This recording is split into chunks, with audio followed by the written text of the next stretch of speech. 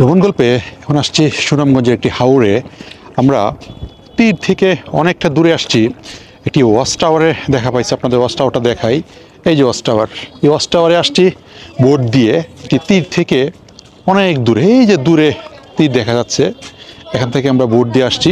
দেখুন চারপাশে কত সুন্দর একটা পরিবেশ, পানি টইটুম্বুর, আর দেখতে খুবই সুন্দর একটি প্রাকৃতিক দৃশ্য। আপনাদের উপরের অংশ একটু ঘুরে দেখাই।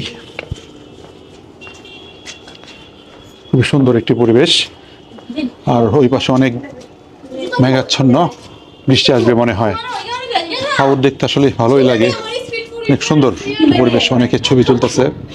আমাদের ওই পাশটা একটু যাই, পাশটা খুবই সুন্দর একটি পরিবেশ। দেখুন চারদিকে শুধু পানি আর পানি, আর আকাশে অনেক মেঘ আসছে, যে কোনো সময় বৃষ্টি আসতে পারে। সুন্দর একটি পরিবেশ।